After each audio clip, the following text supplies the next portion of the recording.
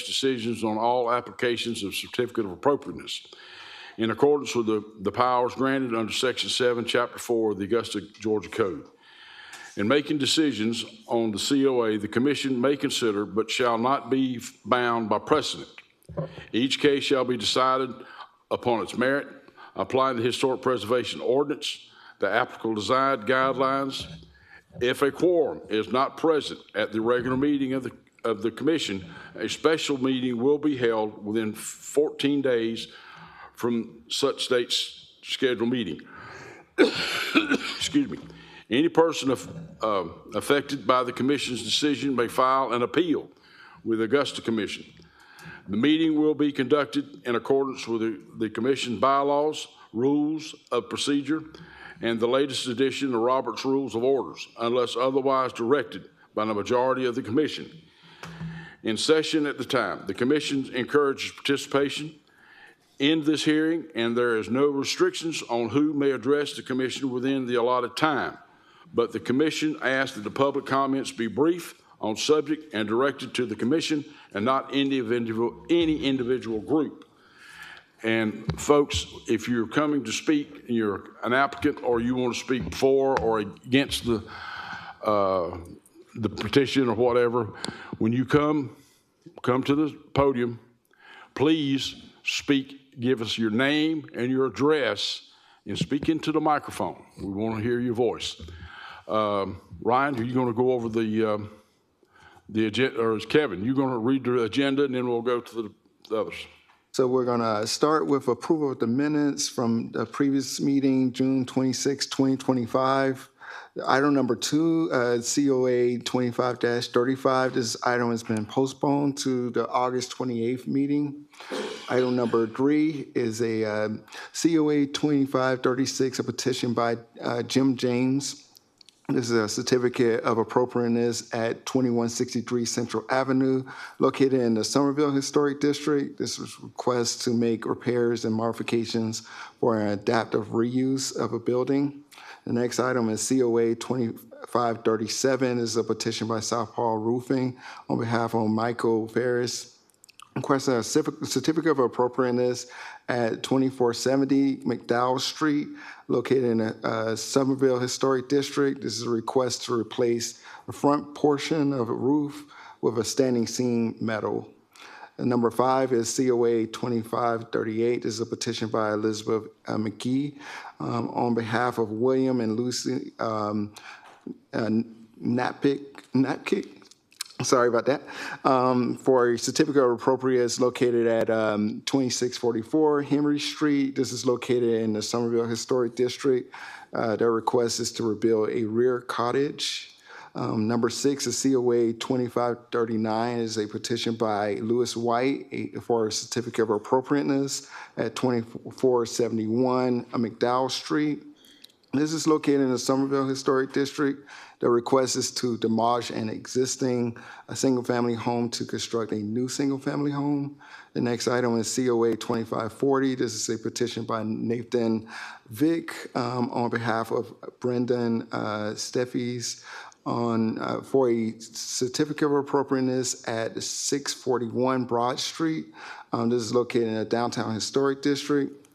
The request is to make repairs and modifications for an adaptive reuse of the building. And finally, we have COA 2541. This is a petition by Richie Reese on behalf of Douglas and Amy Nesbitt for a certificate of appropriateness at 2409 William Street. This is located in the Somerville Historic District. This request is for an addition to an eastern side of the home. Following this, we have 5 discussion items that range from a presentation on neglected properties within the greater downtown area, update on 802 Green Street is item number 10, and a few discussion items, 3 following that. Thank you, Kevin. Yes, sir. Do we have first item was the minutes. Has everyone had a chance to read the minutes, discuss them, or see any subject or any changes to the minutes? I do want to make one addendum to what I stated earlier. I believe item number 7 here is 2540. Is that being postponed as well? The petitioner has requested postponement. We'll entertain a motion at that time. At that time. So just addendum that that item has been postponed. All right. Do I hear a motion we approve the minutes of our meeting on July 24th? Make a motion to approve the minutes. Have a second? Second it. I have a second. All in favor, raise your hand.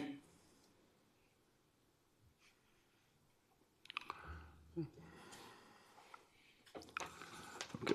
All right. Ryan, would you go ahead and start with the COAs?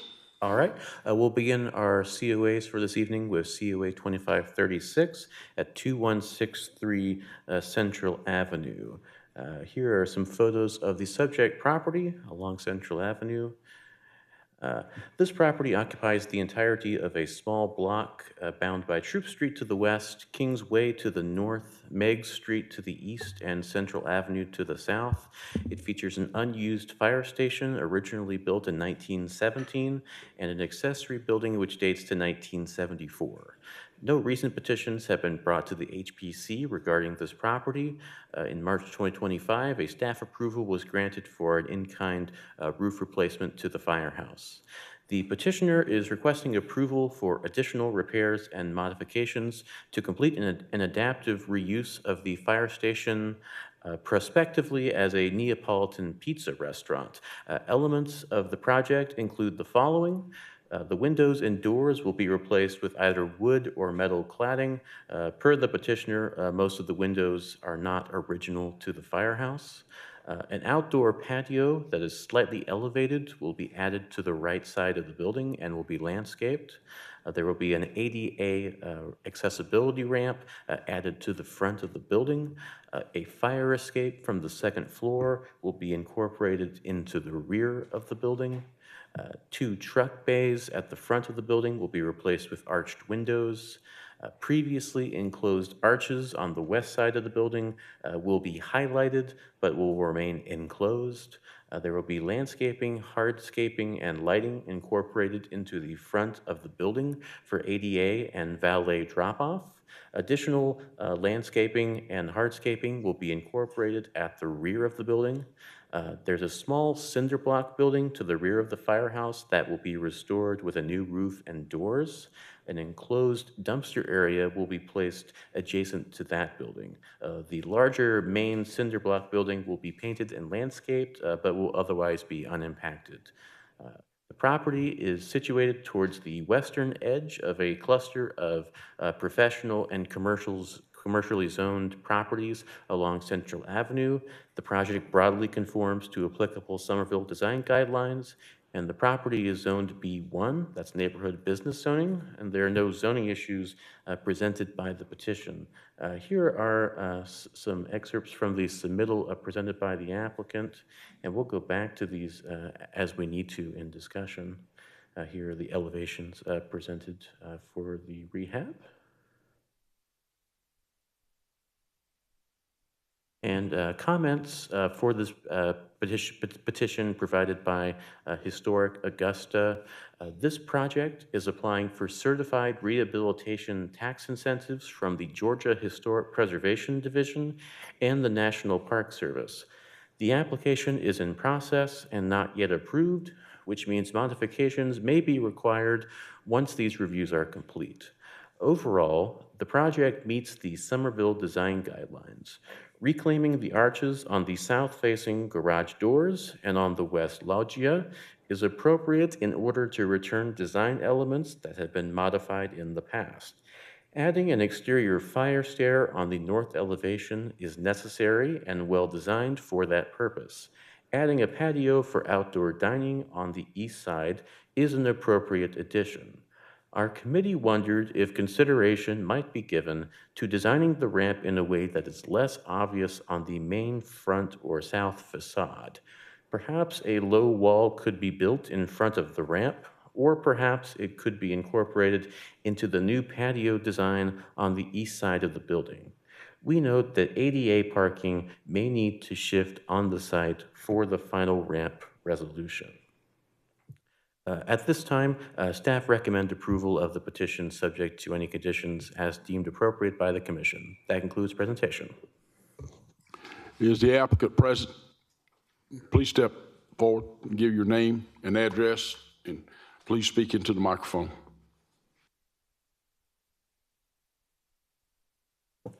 Good evening. My name is Jim James. My address is 2556 Walton Way, Augusta, Georgia.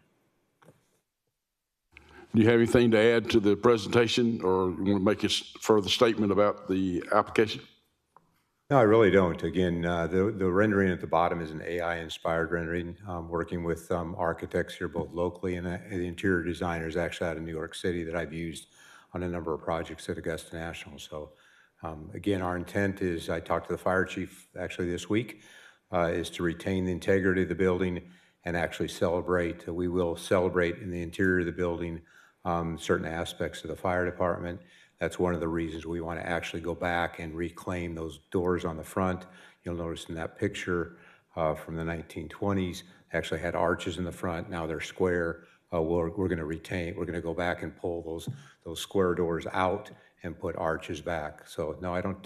Unless you have any questions for me. Is there anyone in the audience that wants to speak about this project? Going once, going twice. Okay, commissioners, do you have further questions or questions concerning this project? Is there any reason to think that it would not qualify for the tax credit project? I'll ask. I mean, I know it's been submitted. Has there been any feedback or? We just submitted it. I've been working with Eric Montgomery. We actually just submitted it yesterday. I paid the fee to the state today. I don't think so. We're, again, both with the exterior and the interior, we're going to try and retain as many of the architectural elements inside the building as possible. But again, there's not been much done to the building for 20 years. I mean, again, when we bought it, there was literally the roof had given way, and so we immediately had to put a roof on it. But our goal is, again, to try and retain as much as we can. The fire poles, the tin ceilings, those elements will stay in the building. Commissioner Young? Yeah, I want to commend you for stepping forward and doing this. I live about 2 blocks away, and it's really refreshing to see some new life coming to the fire station. I had one observation, and that is, how do you sell pizza in the fire station with a church across the street? How do you get a beer license for that? But the other question regards signage. There's a reference to the sign on the front of the fire station that says, what, fire engine?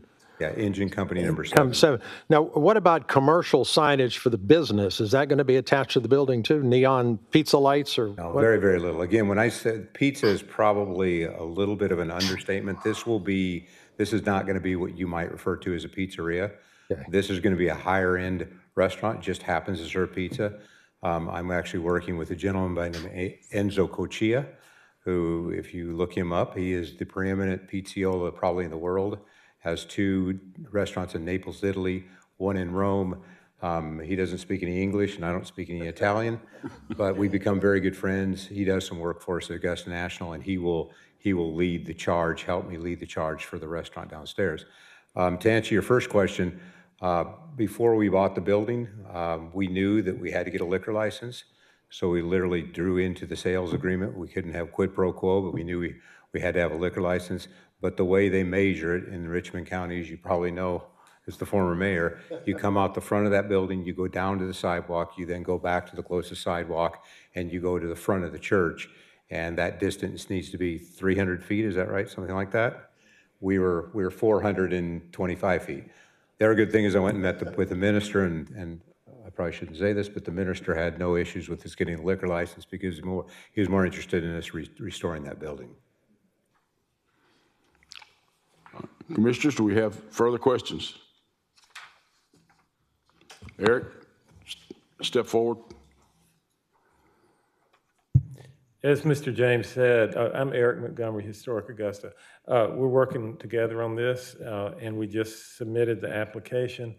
I would say I would think your motion should say that anything that the state or the National Park Service says he has to change, you'll approve that based on what they say. Otherwise, it's going to throw a monkey in the wrench in the bucket or whatever.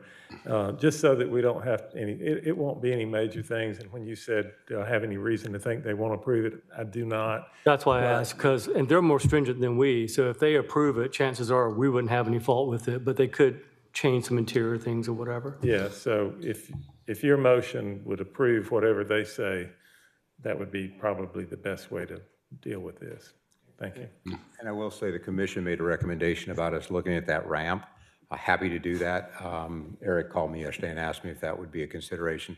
Happy to look at that. Okay. All right. Further questions? Leon?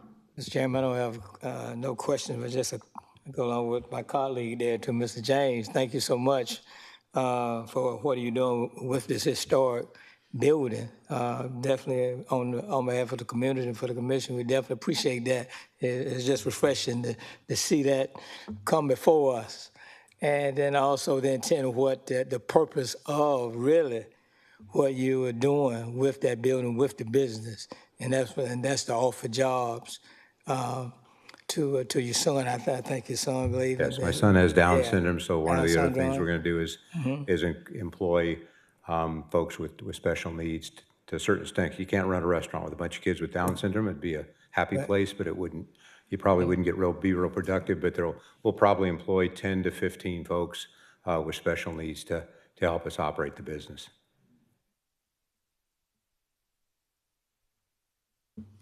Mr. Chairman, that's my compliment. Thank you. Appreciate that. I make a motion to approve. Do I have a second? I'll second. Do we need to add anything with Yeah, we need to state in that motion that we will approve whatever the National Park Service dictates. Do I still have a second to the motion with the addition? second? I got a second. All right. All in favor, raise your hand.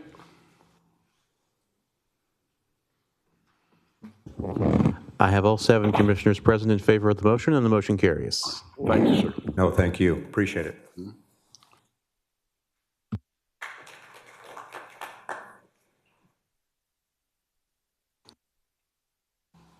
Ryan, next application. All right, our second COA for consideration is COA 2537. This is a petition by Southpaw Roofing on behalf of Michael Ferris for a COA at 2470 McDowell Street in Somerville.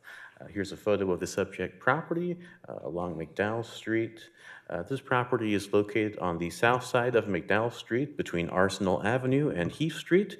Features a 1,240 square foot building that dates per property records to 1901. There have been no recent petitions brought to the HPC regarding this property. The petitioner is requesting approval to replace a portion of the roof of the home, not the entire roof. Most of the home is roofed with architectural shingles. However, there is a low slope roof at the front of the home. Currently, that portion is roofed with roll material, an asphalt membrane sheet. The petitioner requests to replace that roll roofing with black standing seam metal. This segment of McDowell Street, located just south of the Augusta University campus, is predominantly residential. There are several multifamily properties just to the west of the subject property. Directly across from the subject property is 2471 McDowell Street. That property is also under consideration for a COA at tonight's meeting. Those two petitions are otherwise unrelated. Page 82 of the Somerville Design Guidelines states the following. When replacing a roof, match original materials as closely as possible. When the exact material is not available, attempt to match pattern, color, and size as closely as possible. This roll roofing is not original to the house. Additionally, standing seam metal is an appropriate roofing material for the district and would be appropriate for the low slope. The property is zoned R1, one family residential zoning, and there are no zoning issues presented by the petition. So here are some photos of the roll roofing on the front portion of the house. You can see there, And here is a look at the standing seam material that would be used to replace that roll material. They are looking at using a black colored standing seam. Comments from Historic Augusta, replacing the existing roll roofing on the enclosed front porch with standing seam metal meets the Somerville design guidelines. And at this time, staff recommend approval subject to any conditions as deemed appropriate by the commission. That concludes staff presentation. Thank you, Kevin. Do we have the applicant present? Would you please come forward?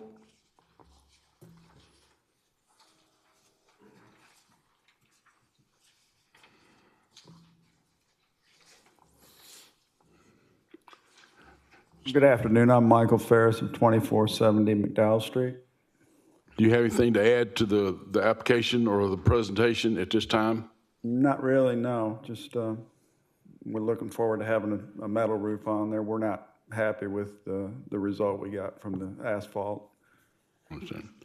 Is there anyone in the audience that has any comments concerning this application? Going once, going twice? Commissioners, do we have any questions for the applicant on this issue? Oh, hearing none, we have no comments. Do I have a motion to approve? Make a motion, we approve. Have a second? Second it. We have a motion and a proper second. All in favor, raise your right hand. I have all 7 commissioners present in favor of the motion, and the motion carries. Thank you, sir. Thank you. Me and my wife appreciate you. Okay, Ryan.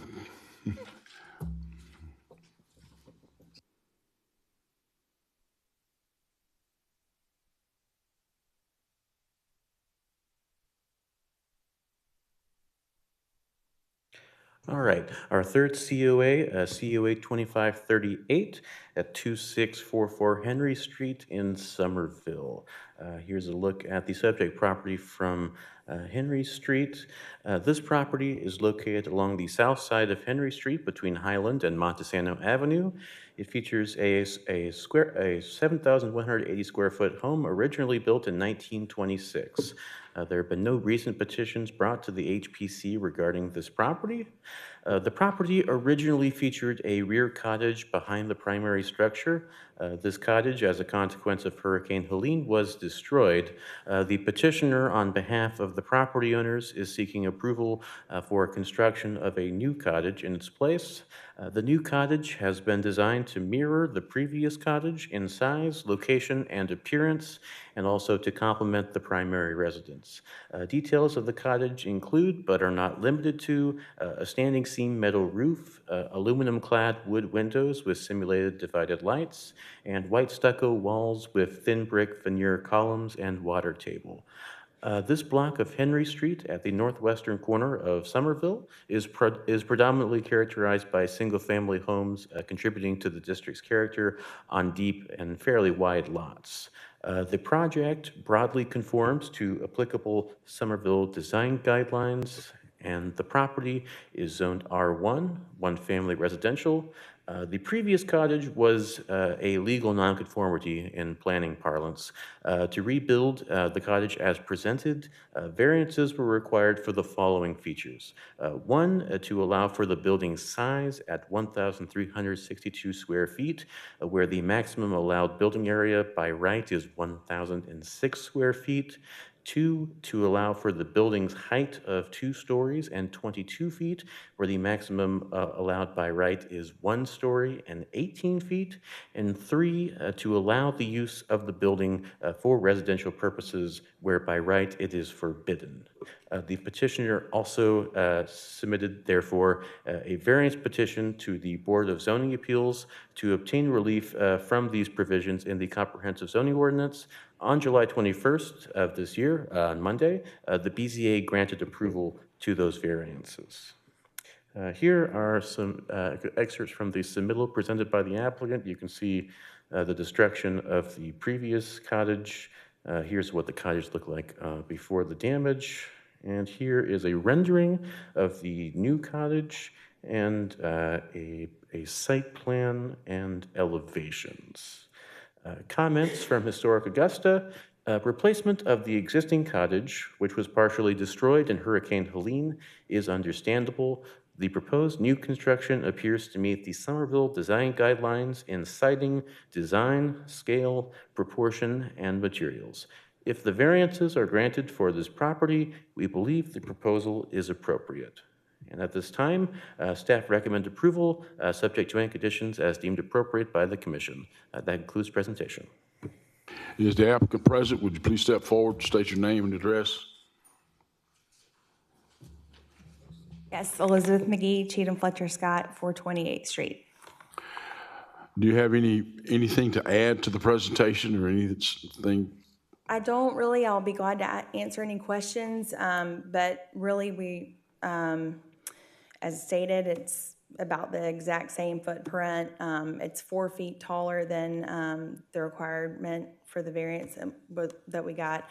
And that was just to bring the drip line of this cottage up to meet the architecture of the main house so that it would complement it more. I think the materials were all noted, but again, I'll be glad to answer any questions. Okay. Is there anyone in the audience who would like to speak concerning this application? Going once, going twice? All right, commissioners, do you have any questions to ask to the applicant at this time?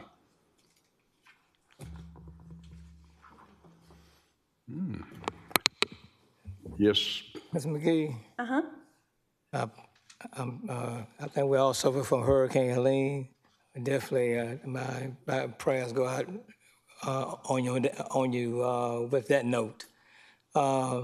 Thank you so much for going with the guidelines. It's so refreshing to see when folks come before us that follow the guidelines.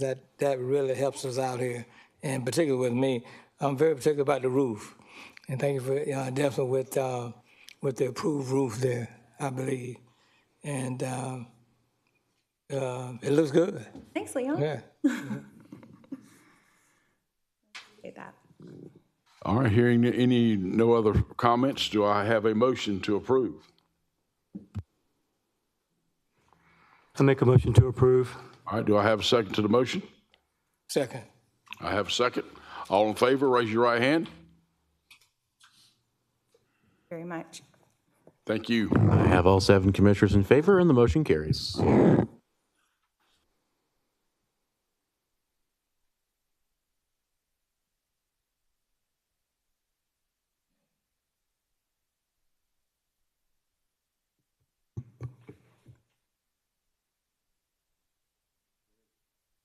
All right, our fourth COA for consideration, COA 2539 at 2471 McDowell Street in Somerville. Here are some photos of the subject property along McDowell Street. This property is located on the north side of McDowell Street between Arsenal Avenue and Heath Street. It features a 1,533 square foot building that dates per property records to 1916. No recent petitions have been brought to the HPC regarding this property.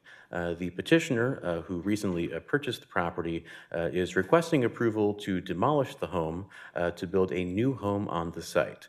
The current home, which was built in 1916, is contributing to the Somerville district. However, the home has deteriorated significantly under previous ownership. Most critically, a tree fell on the rear of the home as a result of Hurricane Helene. Since that point, portions of the home have been open to the elements. The petitioner has provided both an appraisal and a structural assessment, the latter of which, dated June 6 of 2025, features a series of photos detailing the damage to the home. In addition, the petitioner has presented post-demolition plans for a new 2-story home on the site with 4 elevations and a materials list. The home would be built primarily with hardy board siding, decorative wrought iron and metal columns, a mixture of architectural shingle and standing seam roofing, and composite renewal by Anderson Windows. The petitioner has also provided 5 letters of support from neighboring property owners. All reference information is attached with the staff report. This segment of McDowell Street, as stated before, is predominantly residential with multifamily properties located just west of the property. Directly across from the property is 2470 McDowell Street, where you all just approved a COA for just a few minutes ago. Page 53 of the Somerville Design Guidelines outlines criteria that is to be applied in decisions regarding a building demolition. Full analysis of the project in relation to those criteria has been included in your staff reports. The property is zoned R1, one-family residential, and there are no zoning issues presented by this petition. Here are some of those photos from the structural assessment report, and we'll go back to these in a minute.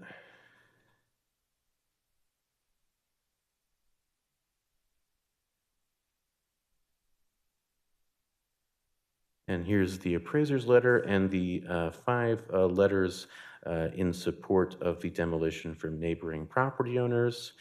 Here is a site plan for the new home.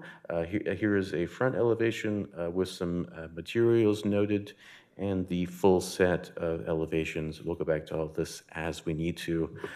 Comments from Historic Augusta. Although the condition of this house is deteriorating, it appears to be recoverable and could be rehabilitated for continued residential use.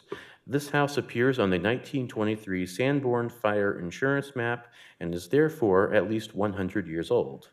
This is one of several houses on McDowell Street in a block that was historically known as Heckletown, named for an early family that lived in that area. We recommend rehabilitation rather than demolition. To properly consider the demolition request, better photographs are needed to evaluate the damage and whether all or just part of the house has been compromised. If new construction is allowed, the new design has a number of discrepancies. The dimensions shown for the house and the site plan do not appear to match. No elevations for the sides and rear of the proposed house are provided, and more information is needed to determine if the new design actually meets the Somerville design guidelines. We did receive some materials after these comments were written, just stating that for the record. Currently, staff's recommendation is as follows. The home is a contributing structure to the Somerville Historic District, and as such, any request for demolition must be met with heightened scrutiny. In staff's view, the petitioner has presented sufficient evidence that a mandate to rehabilitate the home represents an unreasonable hardship. Furthermore, the petitioner has presented a post-demolition plan showing a new home that has been designed in alignment with Somerville architectural character. Staff therefore recommend the commission grant a conditional approval to the petition, conditioned as follows. 1, the approved COA shall constitute approval of demolition for the home currently occupying 2471 McDowell Street, as well as for construction of a new single-family home. Condition 2, the new construction shall substantially conform in design to that which has been presented as the post-demolition plan associated with this petition. And condition 3, any substantial change to the design of the new construction or related site improvements shall require a subsequent COA petition to the HPC. That concludes staff presentation. What was this said, in addition, the petitioner is advised that? Yes, we also just added, just for informational purposes. Please go ahead over that. That the demolition permit shall be obtained within 6 months of COA approval, should it be granted, and that new construction shall be completed within 18 months of COA approval. Thank you. Is the petitioner in the audience?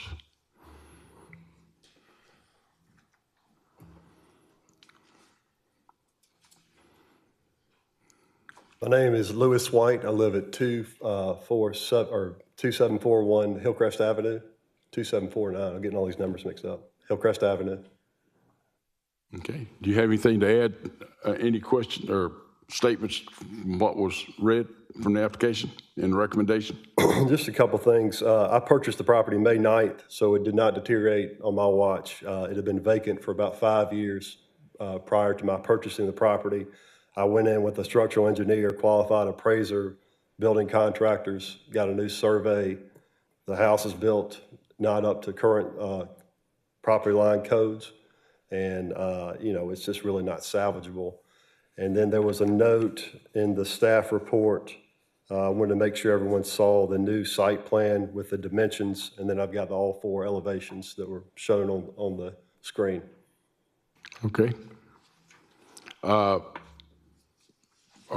you going to apply for any type of tax credits or anything to do to rehabbing the home? No, not at this time. I'm applying to tear it down. Are you going to are you going to live in the home once it's finished, or No, it's an investment property. investment property? Yeah. Okay. Is there anyone in the audience who'd like to speak to on this issue?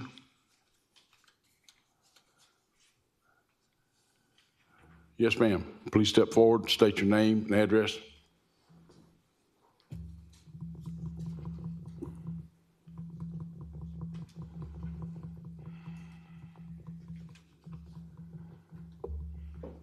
Good evening. My name is Rachel Merritt Doss, and I live at 1204 Anthony Road.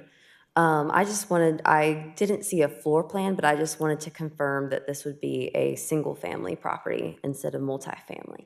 Single family. Okay, perfect. Thank you. Any other comments from the audience? Going once, going twice, hearing none. Commissioners, do you have questions you'd like to ask the petitioner?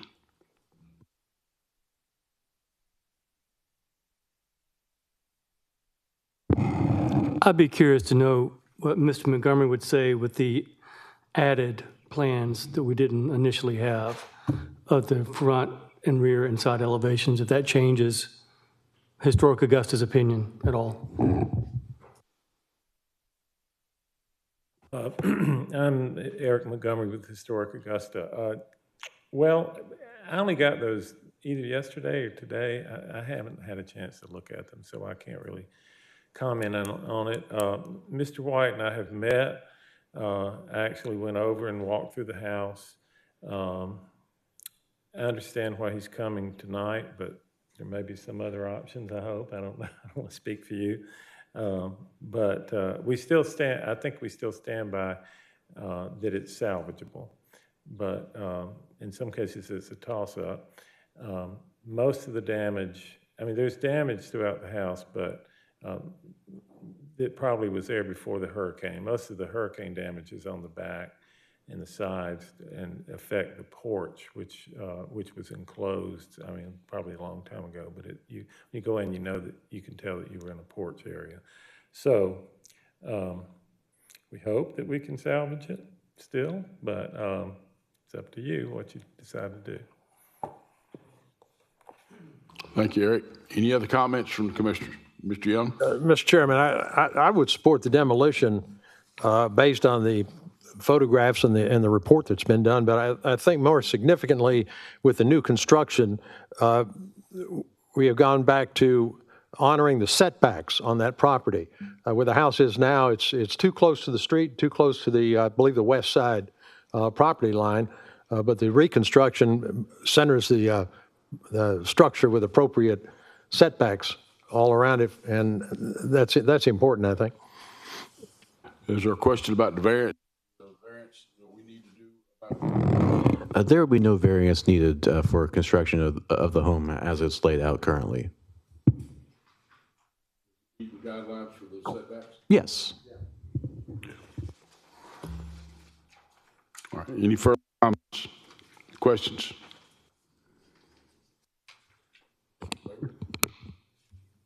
Mr. White, in light of Historic Augusta recommending salvaging the property, have you gotten an estimate on what it would cost to save the property compared to, I know you want a bill, but have you done that? I've gotten a ballpark, but you'd have to demo off at least the back portion of it. And then I'm not sure how we would come back with the reconstruction. That's why I'm applying to demo the entire house. Too many variables. Okay. And what was that cost? Oh, I mean, it cost every bit of 250 to 300,000. Yeah. Okay. All right. Thank you. I would just piggyback off what Mr. Maven said. I didn't see anything in the engineer's report that said that it was beyond salvaging. In fact, what I see in the pictures is what you might expect to see in any house of that age, and a lot of houses that I've worked on in the historic districts that were in much worse shape than that. So I think it could be salvaged.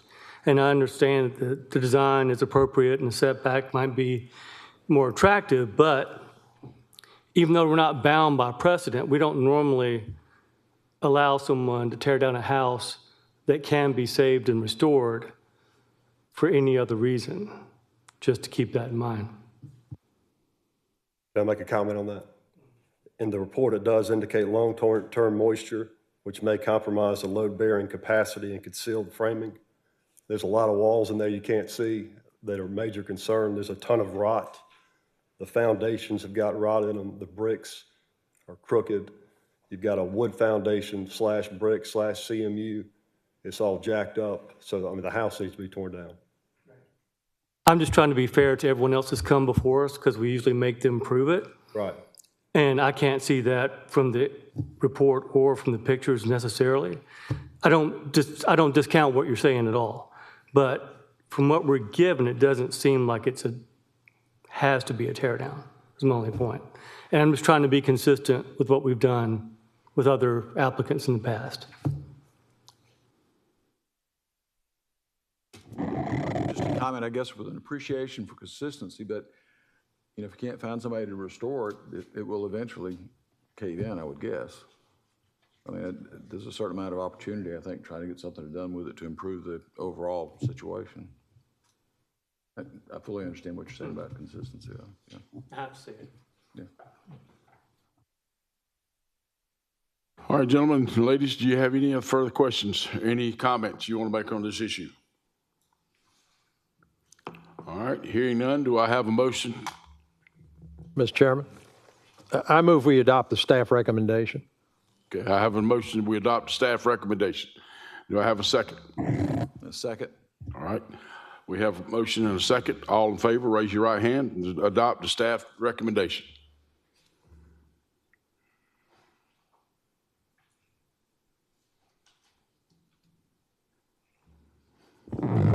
If all commissioners opposed to the motion would raise their hand. What was it? Oh, I'm sorry. Can't vote twice. I didn't understand the question.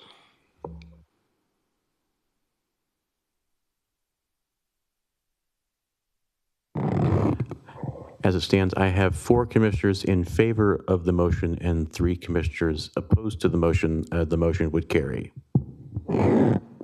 Thank you. Thank you.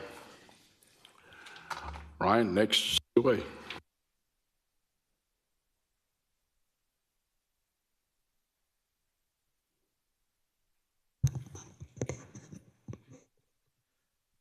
Oh, okay. At this point, the next item that was slated for consideration, COA 2540, that was a petition by Nathan Vick on behalf of Brendan Steffies for a COA at 641 Broad Street. The petitioner has requested postponement as he and the owner were unable to attend tonight's meeting. So we'll entertain a motion for postponement if there's no objection. Do we hear any objections of postponing this till next meeting? All right. Hearing no objections, it's postponed. All right, and we'll move on to our final COA for consideration, COA 2541 at 2409 Williams Street in Somerville. Here's a look at the subject property along Williams Street. This property at 0.46 acres is situated along the north side of William Street between Fleming Avenue and Catherine Street. It features a 3,210 square foot home dating per property records to 1928. In February of 2025, the HPC granted approval to petition COA 2512 to retain a metal roof that had been installed without proper permitting. The petitioner is requesting approval on behalf of the homeowners for an addition to the east side of the home, or the right side from view of the street. The design and the materials of the addition is broadly in kind with the existing home. Materials include, but are not limited to, standing seam metal roofing, clad wood windows, wood lap siding, and a concrete foundation with a brick face. The property is located along William Street at the northern boundary of the Somerville District. This corridor is marked by single-family parcels with a wide range of house sizes. Generally, homes along William Street are among the newer builds that contribute to the historic district. The project broadly conforms to applicable Somerville design guidelines, and the property is zoned R1. There are no zoning issues presented by this petition.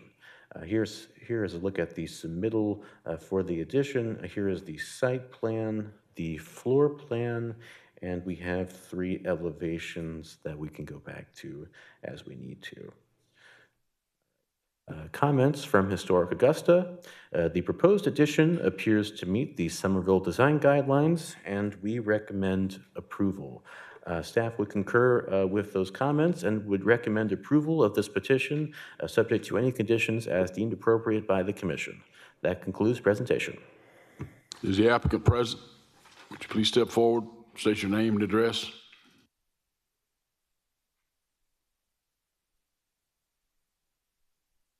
Good evening. My name is Richie Reese. My address is 1617 Walton Way, Augusta. From William Street. Do you have any comments? Okay. Do you have anything to add to the presentation, sir? You know, this is about a 800 square foot addition that we're proposing, master bedroom, master bathroom, and laundry room. We've just tried to make it as seamless as possible with what's existing. We're using the same roof, the same roof orientation, trying to match the small gable on the porch at the front.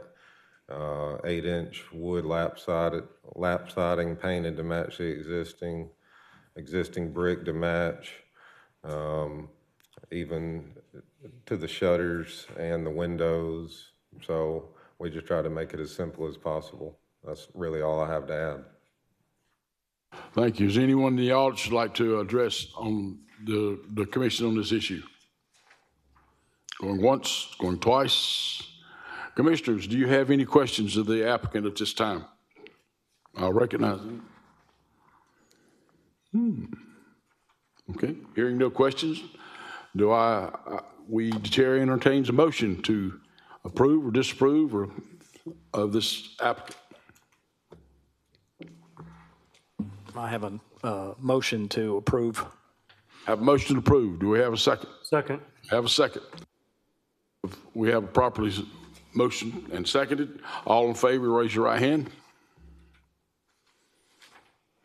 I have all 7 commissioners in favor, and the motion carries. Thank you. Thank you.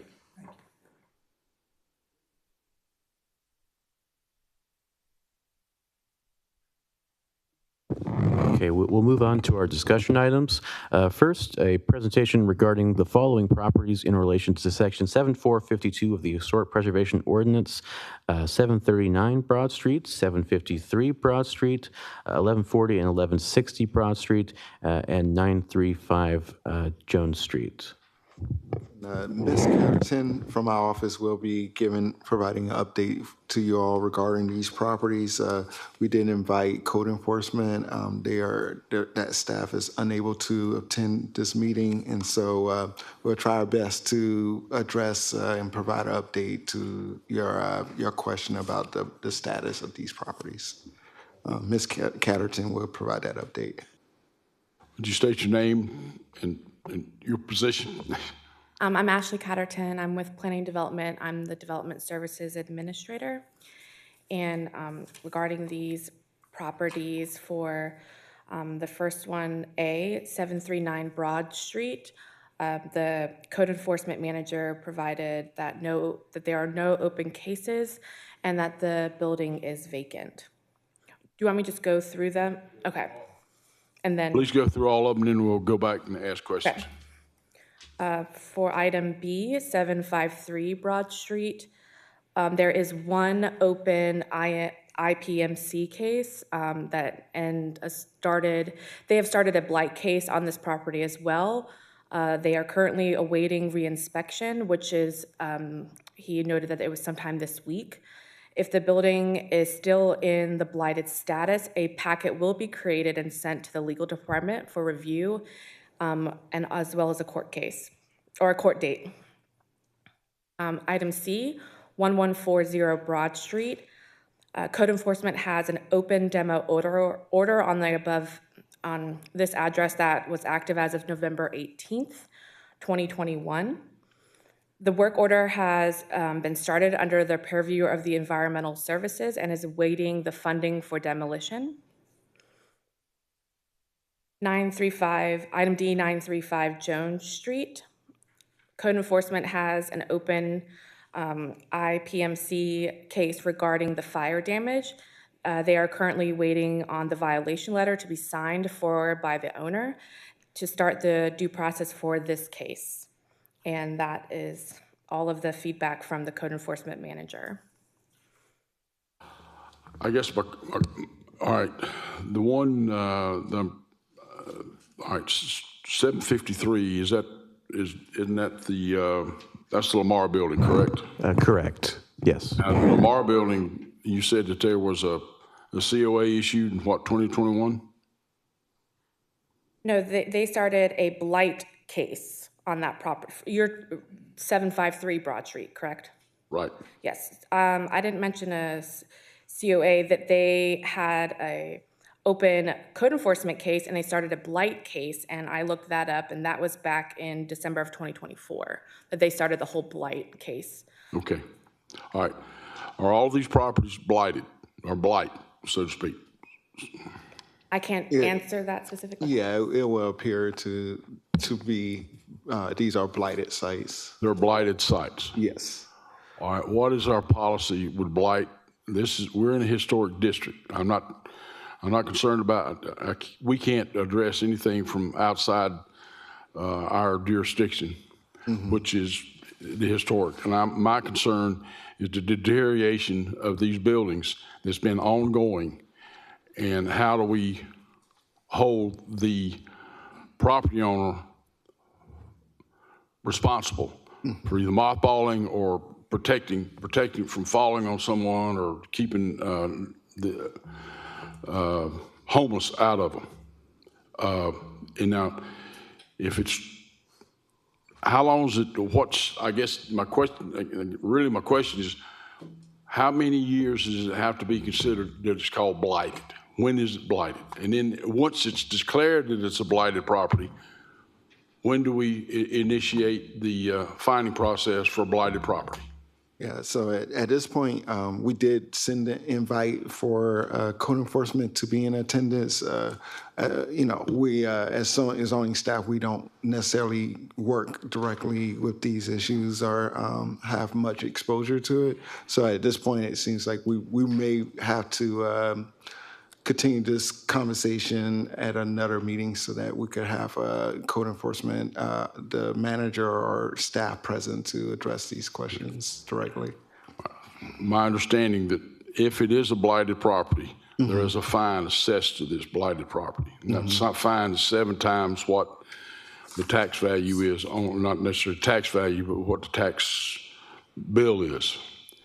And I just, for grins and giggles, I went and looked at 739 Broad Street. Its assessed value is $613,454. Their tax bill is $7,436 a year. 753 Broad Street, is assessed tax value is $1,522,693.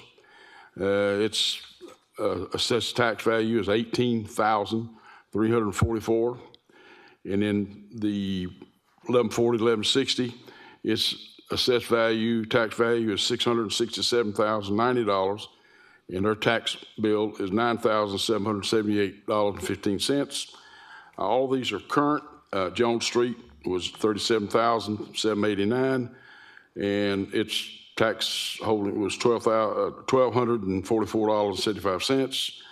And then 802 Green Street, which we hadn't talked about, but its tax value was $177,756, and their tax is $22,047. I guess again, since we have council, are we going too far afield with this as far as enforcing a blight ordinance on these properties?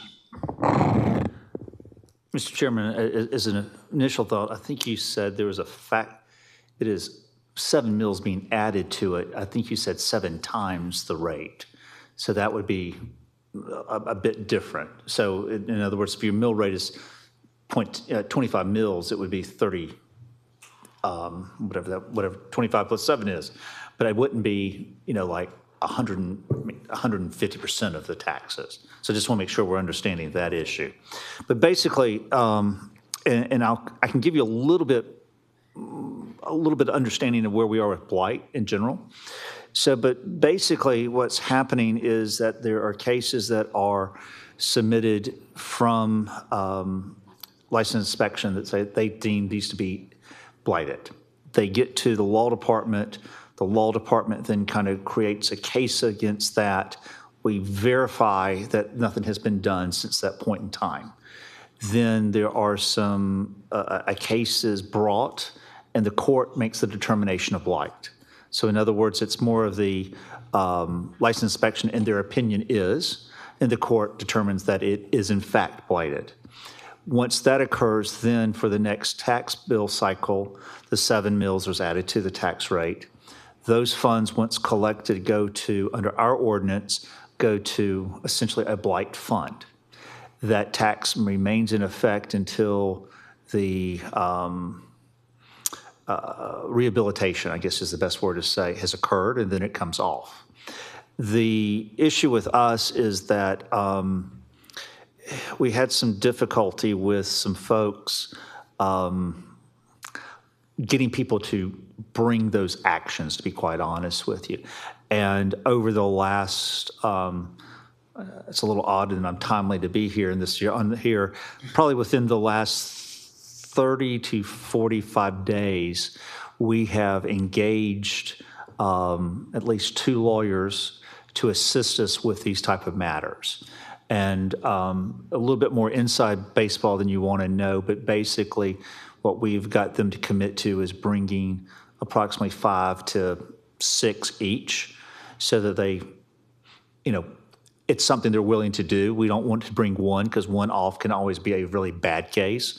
But in average, if they do it and they say, okay, we're willing to help you, then we've got 2 lawyers and possibly 3 that will bring these cases with some a greater speed. So that's really what's kind of going on with blight.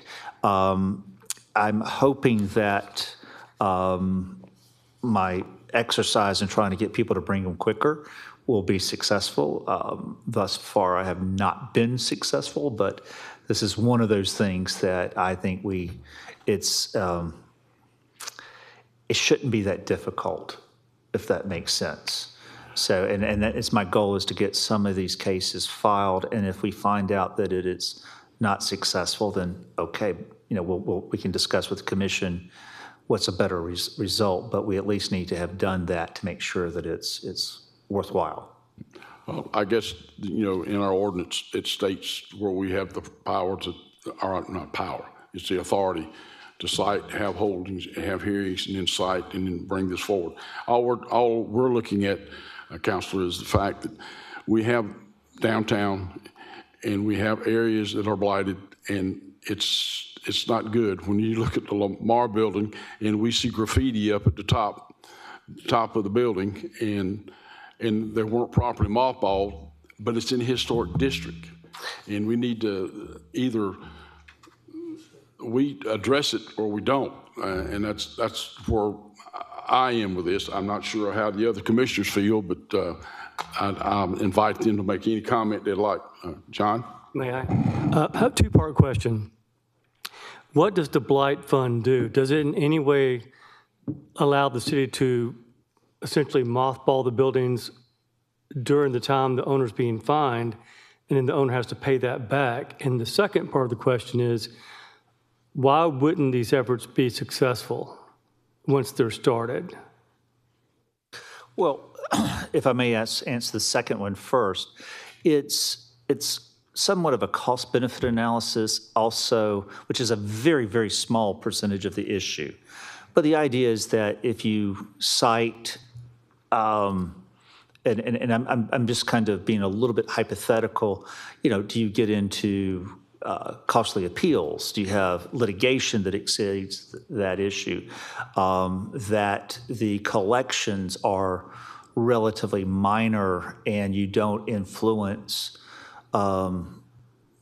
positive behavior, I guess that's the way to look at it, that we want people, it's not that we want to take down houses. This is not your classic nuisance abatement and a tear down order.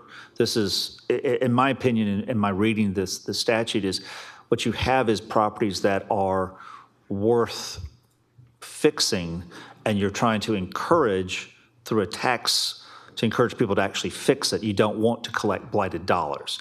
So the question is, if we get, by making, I don't want to say examples, but the first ones, because you're not making someone an example, that's a bad thing. But if you say, here's the ones we're starting to do, and we start generating these cases and it's successful in the courts, and we don't know how the courts may resolve it. They may say that they're not blighted. That's a factual issue for the judge to decide.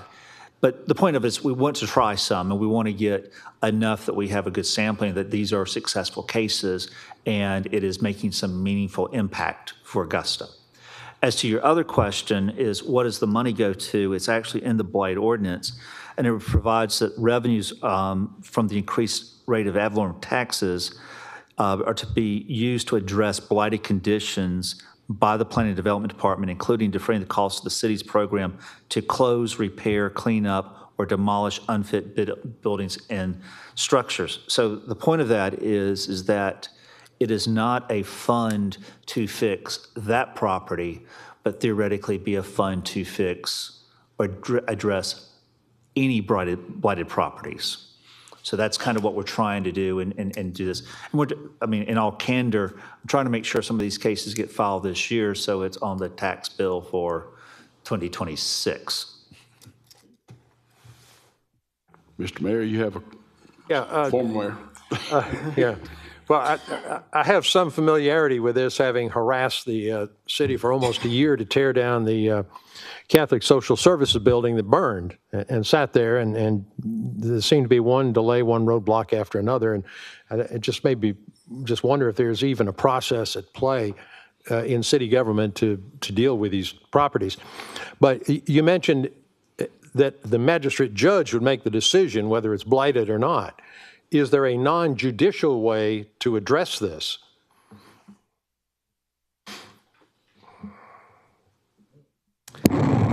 There are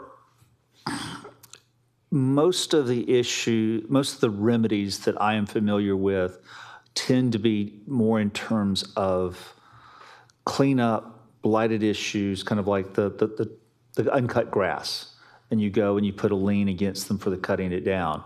You have buildings that are dilapidated, and there is an order from the court to take the property down. It's still being judicial, but it's a demo of that property. Blight, in my opinion, is not intended to address those type of issues, but is to encourage rehabilitation of the properties that before they get to a point that you would demo them. So I'm not familiar really with non-judicial ways to remedy this issue, from a governmental side. So, I think this is, I don't know how well it will work and achieve its goals, but it's certainly one way to try to achieve it. And we need to, I don't want to say exhaust it, but we should at least avail ourselves, and best I can tell, it has not been availed of very much. So I'm trying to get this, and then we'll see if it's successful or, Well, it would just I seem if shouldn't say there- successful. I think the word beneficial is probably a better choice of words. It would seem if there were an alternative to a judicial finding of blight and some way to handle this administratively, the process might be speeded up quite a bit and a lot of the uncertainty taken out of it. I would think, and I have not researched it, so I apologize for giving a little bit of an off-the-cuff opinion, but, you know, one man's mess or one man's blight might be someone else's. I had a client one time who had a pool, probably in one of y'all's districts, and he thought it was a nature place. And most everybody else thought it was a pool that was just overgrown with, you know, vermin. So was it a pond or was it, you know, or was it just a disgusting place? So my point of it is that you kind of get a little bit of, well, I don't know, I'm drawing a bad word today. I can't draw the word today, but by having the court discern that, you have a little bit more, one would say, legitimacy and the ability for someone to appeal if they thought there was being an abuse of power. And so if you just have essentially style police come in and say, hey, this is not a good house, this is bad, it's blighted, we're going to charge you 7 more mills, I think there's the idea that you need some protections. And part of this is constitutional authorization, so you have to think about the constitutional provisions of the state allowing you to do this type of stuff. Can I ask for one more hypothetical from you? The courts don't like to respond to hypotheticals, I just but want to I'll understand try. how the process works. So say I own a building that's deemed to be blighted, and I'm paying the additional millage rate, but yet I do nothing to the building. And maybe the city decides it's not worth to pursue it legally at some point for reasons that you mentioned. What happens? Do I go on paying the additional taxes? Is a lien put on my property? Do I lose the property? And or does the city have a hesitation to take said property? Well, no, I think you're blending a couple of different concepts. So what you're looking at is blighted property, and that's, by the way, that's Jim Plunkett's view in terms of, you know, is it successful or not? Please don't take that as to what the county commission does or wants to do. And as y'all know, I'm an interim, so that doesn't even give me any, even less stature in that regard. But my point of it is that you want to make sure that you've done enough cases to see if you get the impact that you want. Okay, so first we got to do that.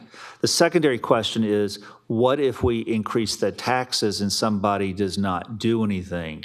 Well, you've kind of got your classic, one, there's continue to pay taxes at an accelerated rate or increased rate till they stop.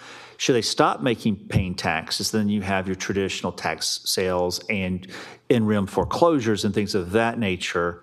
The rest of it is your bigger issue of, you know, I think it's, you know, had it out here, you know, basically demolition by neglect. And can you do things of that nature to address it?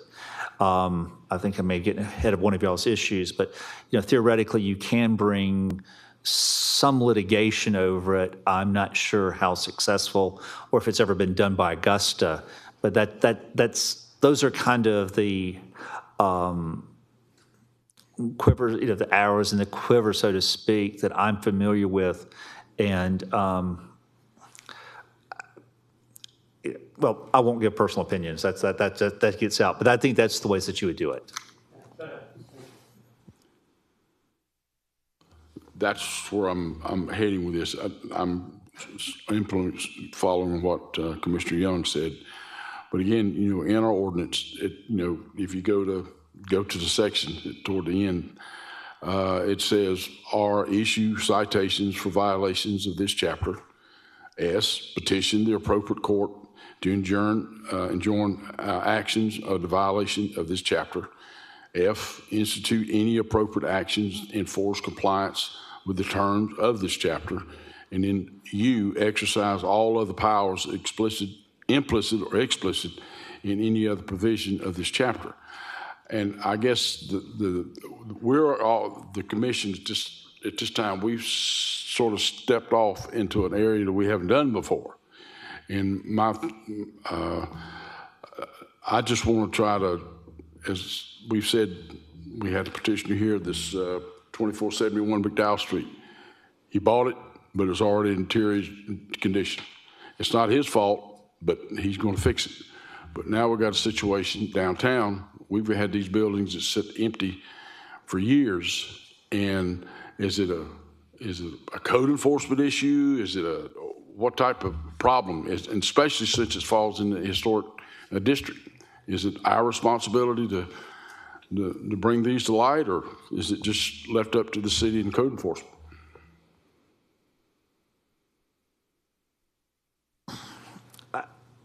Mr. Chairman, and again, these are less legal and probably just observations. I think what you're suggesting is there's a multi-pronged issue. One is I think you have to bring it to the public and also to the commission's attention, and you need to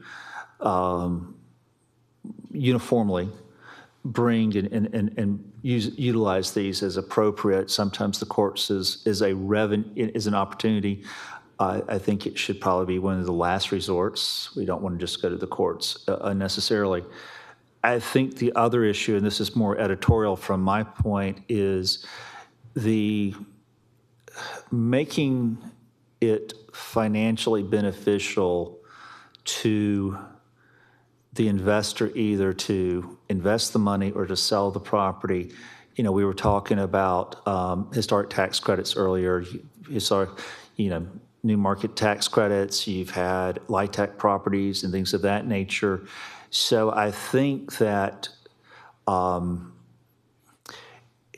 most investors that I've worked with through the county and in other ways, there's kind of a rate of return they need. And so are there ways, grants, whatever, to try to make that achieve? So part of this is you're holding people to an accountability, but you're also wanting them to change the use of it, and that's a more financial issue.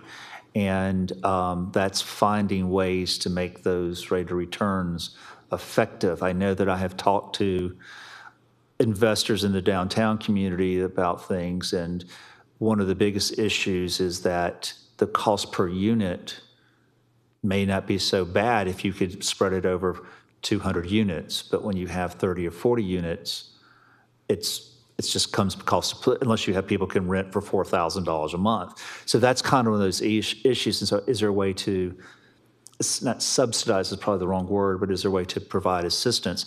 And that's, Mr. Montgomery's here. That's one of the things that he does with some of the historic tax credits. You're trying to make things cost effective. So, my view as a lawyer is that we're here to fulfill that obligation that you or the county commission says, bring these cases for blight. If there anywhere else that y'all have heard other options to do, then our job is to investigate and see if it's applicable in our community. If there's funding mechanisms, then are there rules that we can assist in making that happen? I tend to find that from a private practitioner and going into helping the government, it's a little bit different. But, my view on legal services is that we should be aiding, and we should be a team player to try to make things happen. And hence why we're trying to get these blight cases to move forward, is to see that does it work?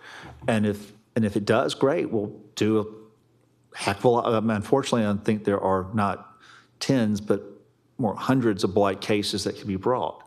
And so that's our issue. So sorry to be soapbox and take too much of y'all's time this evening, but those are kind of things I think we could help with. Well, that leads into something else too, that what you're talking about, aiding the investor. Senate Bill 141 was signed and passed by the governor, and it's in place to where we've always had an extension of people to be able to invest their properties and it save the freeze their tax values at X over a period of time. Well, now it's passed now, and they can go up to 20 years. And that would be a huge incentive, I would think, for an investor in downtown Augusta for being able to do that. However, we have to get the commissioners to vote on something like that. And I don't know whether is it appropriate for us to send a letter or recommendation that they adopt it or just leave it alone or what? I mean, in your opinion, Counselor? In my opinion, that anything that seems to be beneficial to the community is great to get to the administrator, the commissioners, and the mayor. Not everything that people think we should do is always going to be passed, but I think it's appropriate. And if this body thinks that extending this from 9 to 10 or 9 to 21 years, whatever it may be, with a well thought out rationale and explanation and a letter sent to the body, I think that is certainly appropriate for y'all to do. I'm not saying they would necessarily do it, but the other thing is that there are a lot of rules out there. There's a lot of statutes that get passed. There's a lot of programs out there, and having someone tell you about it or remind you about it, because you may not know about it, and that's helpful. So all the commissioners may know about this, but there's also a good chance that they may not know it's out there and have not considered whether or not it is beneficial. I think one of the things is that being able to provide some data of which properties currently have it, and would that be beneficial, the offset of giving up tax dollars to have additional renovation, which, how does it do that? And so I think that's the secondary part of please do this, but I think there's really, it's much easier to say, please do this, and this is why. And this is how it's going to help us or hurt us or benefit us. I think that's always the second exhibit that's very helpful to have.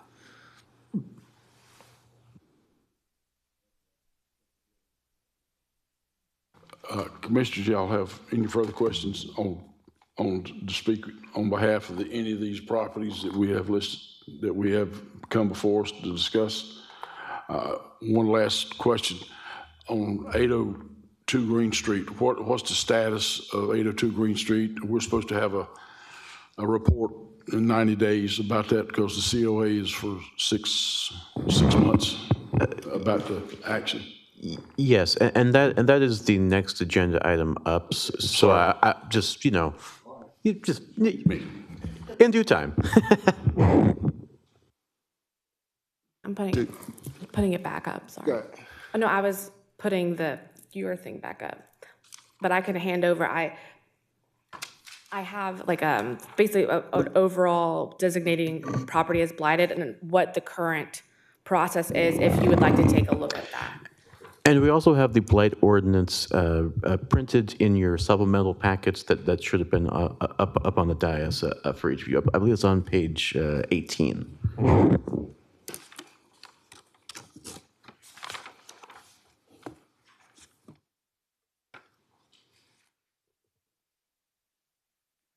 There we go.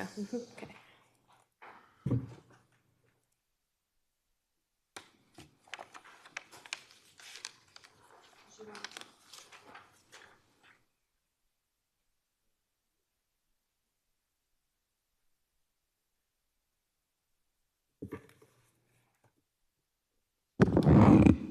Yes, so if there is no further discussion on item 9, we can give that update on 802 Move on. Green Street. All right, very well. Yes, so as a condition of COA 2528, and that was approved by this body, I believe in April. It was to grant permission to the owner of 802 Green Street to make repairs, particularly to the skylight at the top of Old First Baptist Church. A condition of that approval was that staff would provide an update to the commission at 90 days post-approval with any status updates on those repairs.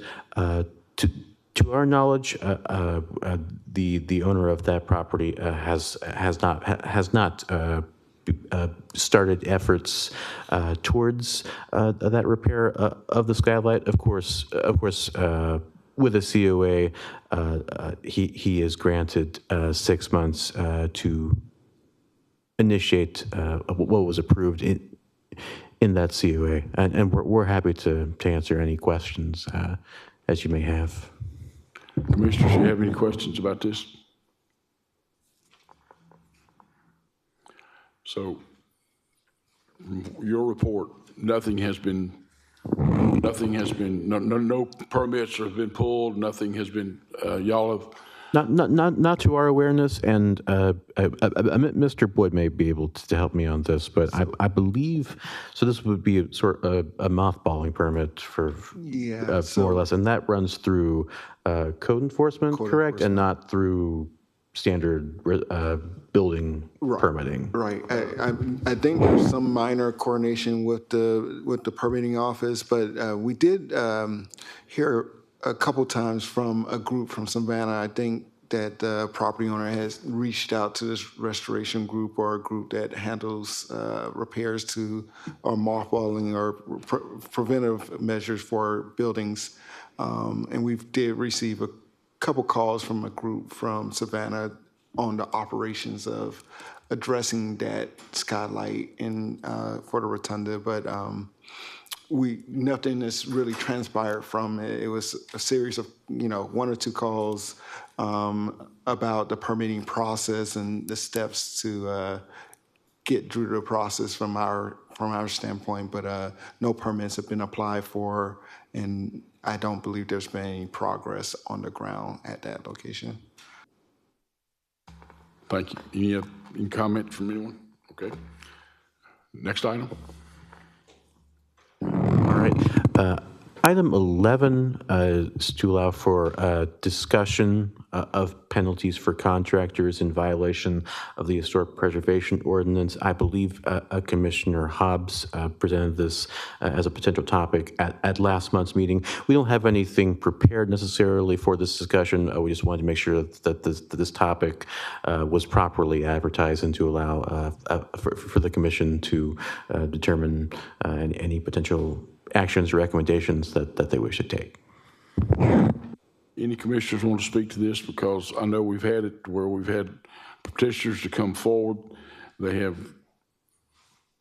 purchased materials or whatnot. The contractor hasn't pulled a permit, and then the commissioner is stuck, not the commissioner, but the petitioner is stuck with the bill. And they're asking for forgiveness. Do anyone want to take a stab at this? Because we were all concerned that it's a hardship for a contractor to do this, and he is responsible, not necessarily the homeowner. And is there anything? And I think Ms. Hobbs, did you not mention you thought about pulling the license from these contractors?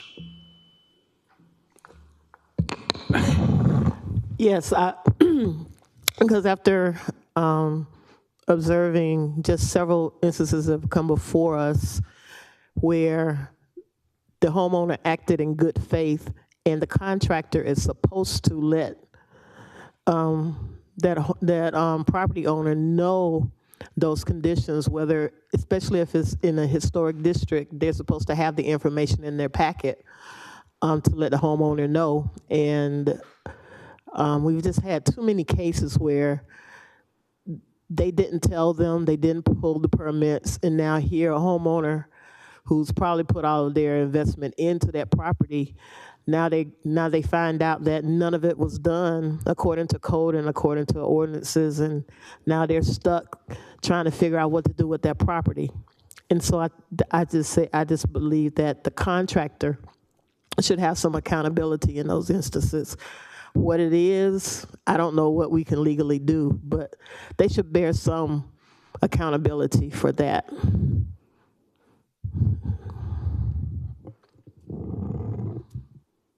Maybe. Attorney, your feedback on that? Sorry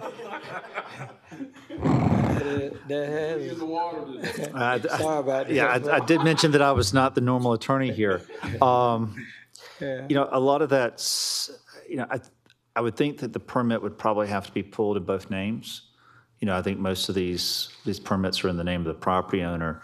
A lot of what you're describing is civil in nature between the contract and that. Unfortunately, I get a fair number of calls at my office for people wanting to sue.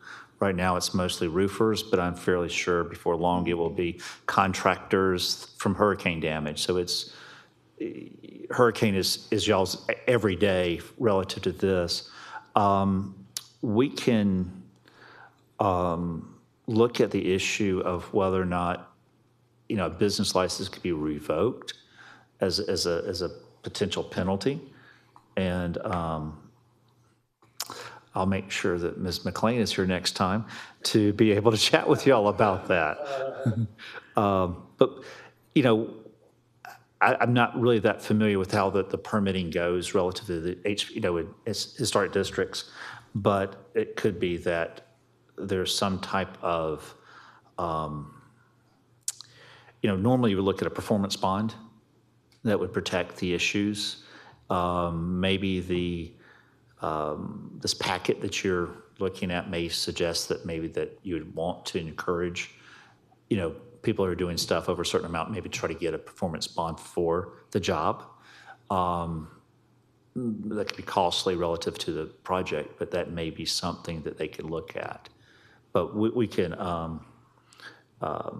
look at that. I'm just, I'd be spitballing the best I could do right now, but be happy to kind of look into that for y'all. So I think part of the problem is the contractor's not even pulling permits. And they're telling the customer or the homeowner that they have, and they haven't. Otherwise, these things would bubble up and somebody'd say, oh, there's consequences for doing, you've got to do certain things within a historic district. That, pulling a business license, would be a good start, I would think, something to have a consequence for that kind of behavior. Of course, people can operate without a business license and just do the same thing, but, I'm not sure what kind of teeth we can put in something like that to have consequences for people. I do know that when very early on with the hurricane relief, the former planning director on their website had a lot of information to do about checking for insurance and things of that nature with the contractors. I'm not sure if maybe that would be, helpful for people who do it. Just here's some information that you might want to consider.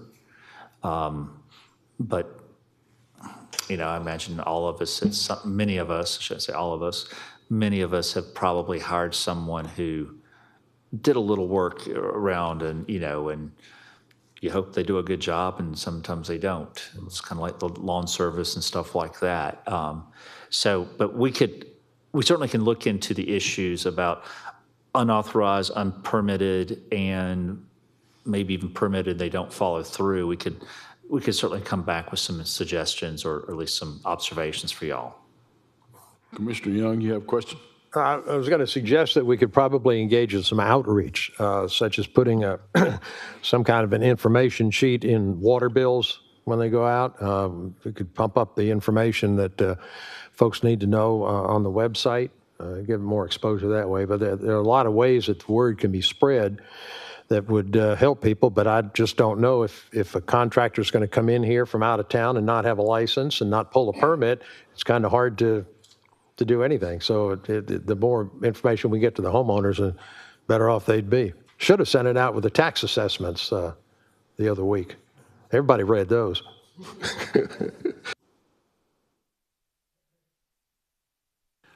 Any other further comments? Okay, next item.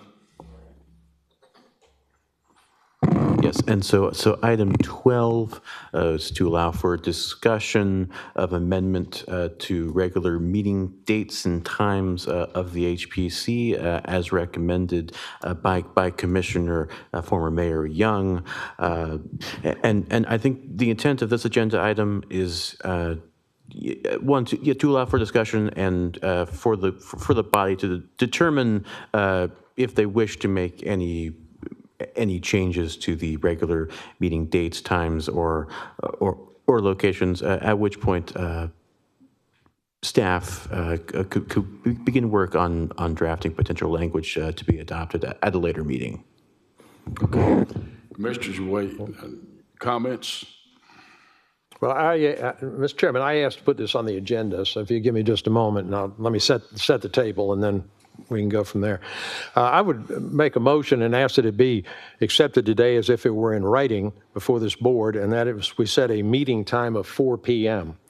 This time is during business hours for this city, and when we meet at 5:30, we're asking city employees to come in here and work overtime, like that person up there in the booth up there, keeping the computer going and whatnot. And Marshall's got to be at the door to let people in and stay here till the meeting's over. But we could certainly, if not eliminate, minimize the amount of overtime that city employees are engaged in. This time also would allow the petitioners and their professional folks who support them and other folks who participate in these meetings, like Historic Augusta, to come in and participate during their regular business hours. Now, I understand this may affect the work schedule or other schedules of some of the HPC board members, but the change would affect only one workday out of an entire month, and I would think that with the advance notice that these meetings are called, that an employer would work out a reasonable accommodation to allow a commissioner to leave work early if the need be for that one day to come to the meeting. And I realize too, we're all sacrificing our time here today on behalf of the people's business, and my request would just be that we move our meeting to 4 o'clock so that we conduct the people's business during business hours. Thank you. Fellow Christian, comments? Speaking on behalf of myself and Nathan Vick and whoever else might be working until 5 o'clock, it does put a burden on us 1 day a week, which is, we're already volunteering our time. I already pushed my limits with my boss as far as my volunteer activities. So it is a burden for us, which is not that big of a deal, maybe, but I think it puts an undue burden on a lot of the applicants who also work 9 to 5 and have to get here, take an hour out of work in order to get here. I think it's kind of been proven in the past, which is why we arrived at the 5:30 time. I think that what few employees from the city have to stay, I think that is preferable to making the burden on full-time HPC commissioners that have a regular job and all the applicants that might come forward too. Ms. Hobbs, Commissioner Hobbs? Well, he took my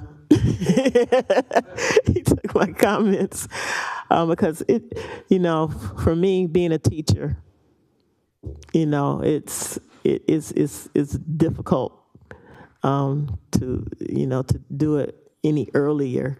Is pushing it during that time, and I also agree that other people have jobs. And then that's going to affect them and their ability to actually follow through and do what they're supposed to do, because then they'll say, well, hey, we'll just do it under the table and don't go by them, and we'll ask, we'll do it and ask questions later.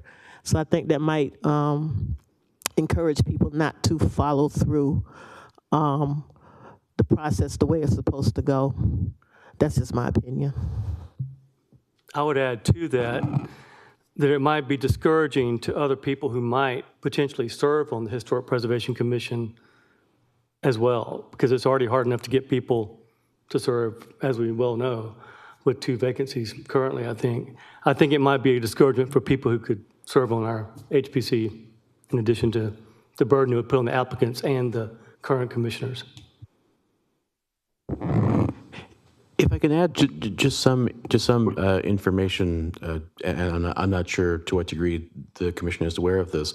Well, obviously, you know that as a member of this board, you are not paid for your services. You are volunteers to this commission.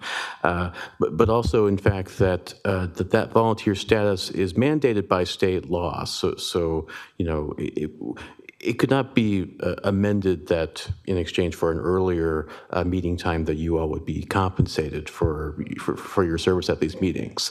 You would still be working for free. So I feel that should be stated for the record in consideration of this. I think we're painfully aware of that. Yes, Mr. Chairman. Commissioner Mayman. Yes, sir. Thank you. To my colleague, I think I've been serving on HPC going on probably about 6+ years and doing the business of the people for the historic districts. And I know it may be a burden, but I'm pretty sure that when they set that in their bylaws for us to meet at 5:30 p.m. every fourth Thursday of the month, I truly believe that they took all and everything that we've heard. I believe that's why they picked that time and that date, because this, once again, we have to hear our applicants, and it's convenient for them, for the community that wants to speak out or either support either or. It's time for them. Once again, for us, it also gives individuals the opportunity that work. It's for the working person to be able to volunteer in some fashion or form that is very involved in our historic districts, or our history. And I think we're talking about just once a month, and I think sometimes our agenda is real short, and sometimes our agenda may be long. But so far, it's like I said, I've been here 6+ years, and I don't think the little overtime has killed Augusta yet. I think, and I just still recommend that we just leave it as is, and let's just do what we're commissioned to do. And once again, I'm glad Ryan brought that out, that we're volunteer based. We don't get paid, don't even get gas allowance, and I take this seriously, and I don't ask for it. I go around and visit each case just to take a look, a bird's eye view, so I can just see it. But I appreciate what my colleague, I definitely understand, Mayor Young, where you're coming from. But sometimes you just have to bite the bullet. And I think my man upstairs, I think he's here every week. So far, I think his check looks good. Probably when he go to the bank, I think same way with the attorney there, Kelvin, Ryan, everybody. I think, it just comes with territory. Eric comes with territory. That's my 2 cents, Chairman. If we wanted to amend this, can we just get together and come up with something, and then there would have we have to have a reading or whatever, and then discuss it, or how would we do that? Just for the process. Article 7 requires that there be a writing. I think that's what Mr. Young is saying, that to accept his request to change, but you basically put it before the meeting today, and then you have the ability to ponder, consider it, and then it's eligible to be voted on at the next meeting. I would also, as I mentioned to Mr. Young, if you're considering changing the time, I would also confer with the clerk of commission about what rooms are available for that time of day. As I was saying, with my experience with the Charter Review Committee, is that they would want certain days, and there were just certain conflicts, hence why they're on Thursdays. But I think you could, as of today, with this body's, indifference, or he could write it out if we needed to, but it would be on file that he was asking to change, and then it's no action is taken today. Y'all kind of give y'all's opinions, and your next meeting, he would bring the motion, and if it's seconded, y'all would have more debate on the issue. Can we leave the record open long enough for me to submit it in writing and include it in the minutes? I think that you could certainly do that, or I can loan you a legal pad if you'd like, and you could file it with the secretary, just to say that I request that we change the hours, and that I think that's all that is required, because the body is on notice as to the issue. The idea is that on changing the bylaws, you don't want it to be a gotcha moment where you didn't have time to think about it. So, but I can write out something for your signature to file with the secretary for the day.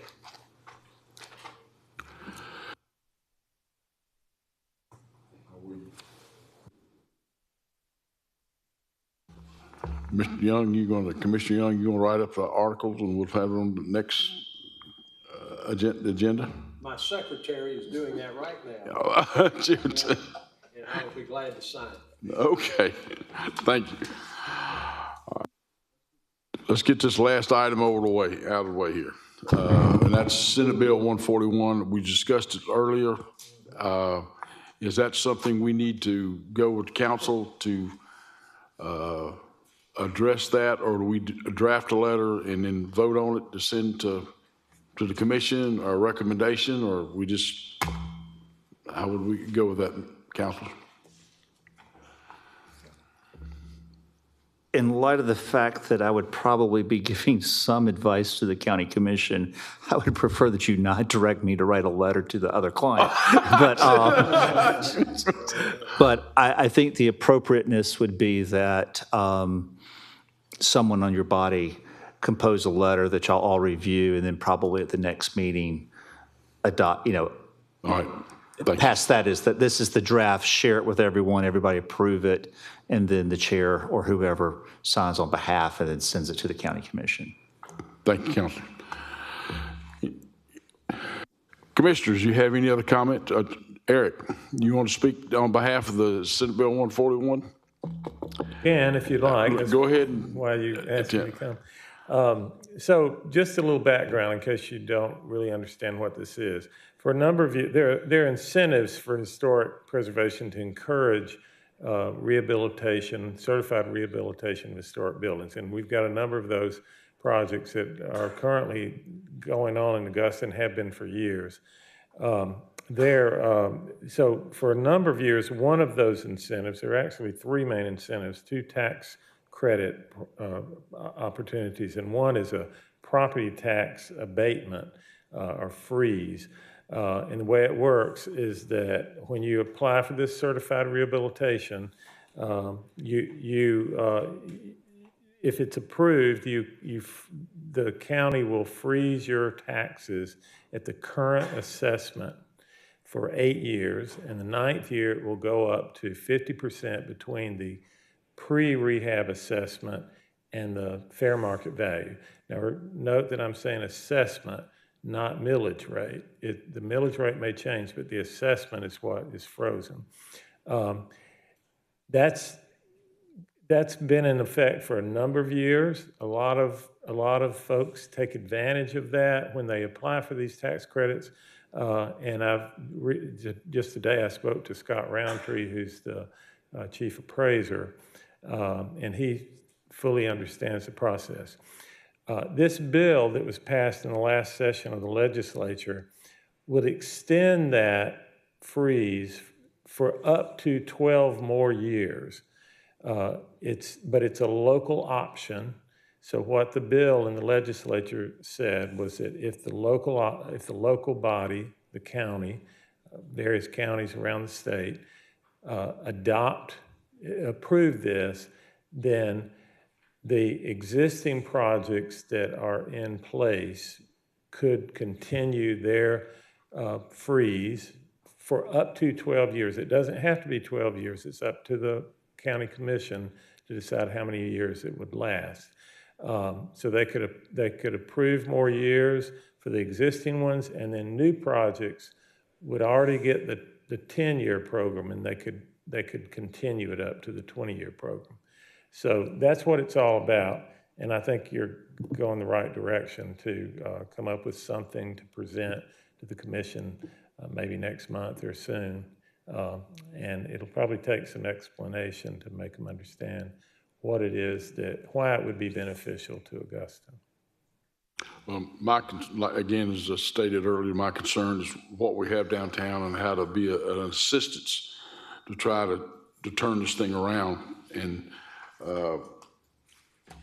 I think that the passage of this is another tool in the toolbox for the city to redevelop, and plus possibly step up to the other tax credits on the other thing. I'm not sure how that works, but I just know it's available and it should be utilized. And now, can I add one thing? Yes, please. I think what brought this up, and it came out of Augusta actually, what brought it up is that South Carolina has a similar bill. They call it the Bailey Bill. It's been in place for a little while. It's a local option by either city government or county government. And so we're right here on the state line, and we're competing with investors that might be going across the river, or they might invest here. So it would be an extra incentive. Does the commissioners have any questions of Mr. Montgomery? Dave? Yes, sir. Go ahead, Mr. Chairman. Do we know what the economic impact of this would be? What's the value of exemptions that are out there now?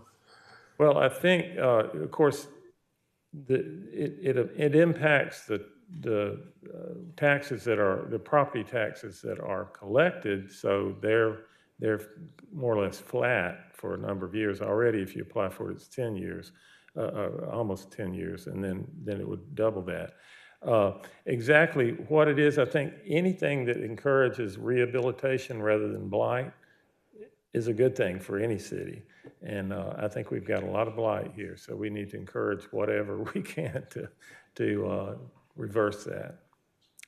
But I don't have any specific numbers, no, and I'm not sure if that's been done or not. Well, Tax assessor's office might Have that. an inventory of properties in that category. I'm sure they do, and I have that as well, because in most cases I'm involved in those, not in every case. Yeah. Numbers small. Okay. We'll see what we can come up with. Thank you, Eric. Mr. Chairman, I'm not sure if, and I may have just misheard Mr. Montgomery, whether or not he said it's income producing properties only. So it's not residential properties. I did not say that, but you're correct. It's not. Residential properties do qualify for this, for the 10-year program, but this 20-year program would only be for income producing. That's correct. When I say residential, I mean owner-occupied residential. If it's income producing, it's rented, it does qualify. Okay. Any further discussion on this issue? Okay. Any other items? All right, well, item 14, information only. We have staff-approved CUAs listed at the back of your supplemental packets.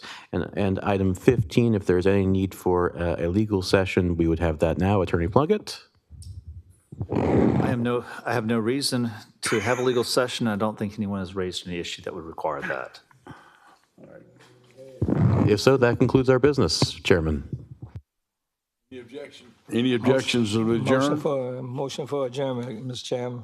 We have a second? Question? Yes, ma'am. Good evening, Joyce Law, trustee, Historic Augusta. I understand for the schedule, the agenda that I received today, that Friday will be your last day. Brian, I'd just like to thank you for your professional expertise and your enthusiasm. Well, thank you very much, Ms. Law, and thanks to all of you for putting up with me for the last 18 months. So it's been fun. Ryan, how come we... So you're leaving us, Ryan?